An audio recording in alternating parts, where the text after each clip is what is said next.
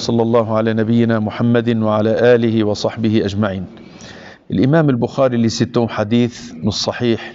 Esse hadith ele citou no livro da Al-Jama'a wal-Imama, hadith Aisha, esposa do profeta Muhammad sallallahu alaihi wasallam. Ela disse que o profeta Muhammad sallallahu alaihi wasallam praticava as orações da noite na sua casa e a parede da casa era curta. Aqui em relação à casa pode ser al-hujra em árabe, é algo que esteja entre você e as pessoas.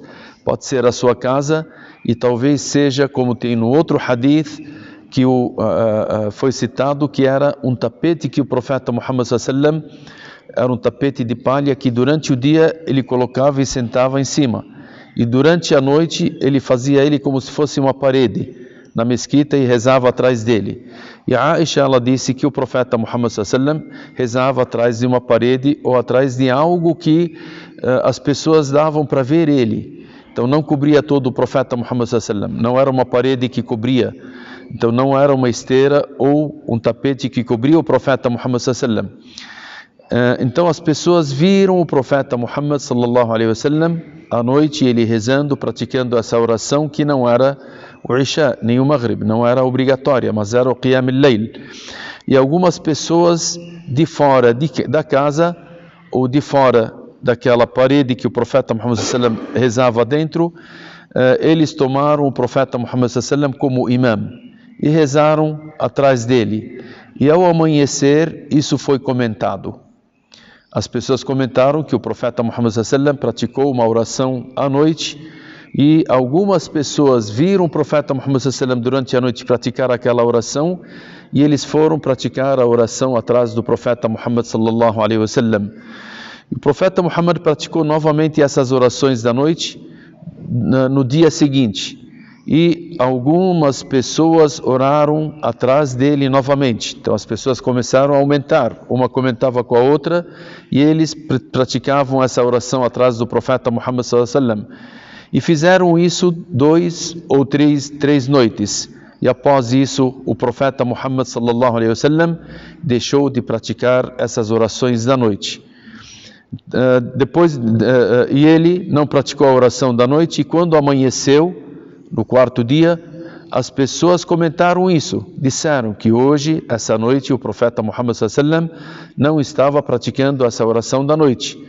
E nós sabemos que o profeta Muhammad sallallahu alaihi wasallam, além das 5 orações obrigatórias, ele era obrigado a rezar, a praticar as orações da noite. As orações da noite eram obrigadas para o profeta Muhammad sallallahu alaihi wasallam e não para nós. E o profeta Muhammad sallallahu alaihi wasallam, depois que ele ouviu esses comentários, ele disse: eu temi que as orações da noite se tornassem obrigatórias a vocês. Então o profeta Muhammad sallallahu alaihi wasallam, ele parou de praticar na frente das pessoas, temendo que elas continuassem rezando atrás do profeta Muhammad sallallahu alaihi wasallam e que aquilo se tornasse uma obrigação para a nação dele. Então, se elas se tornassem obrigação para a sua nação, nós teríamos outras orações obrigatórias, fora as 5 que seriam as orações da noite.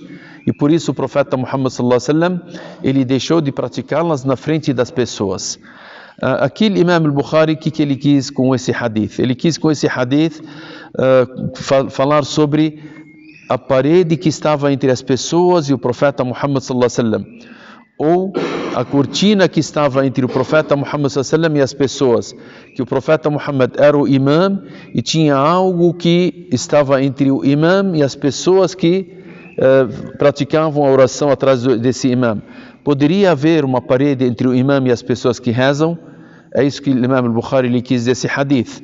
Nós sabemos que nas mesquitas, principalmente quando há as partes das mulheres, às vezes elas são cobertas com uma parede ou com algo que as mulheres não conseguem ver os homens.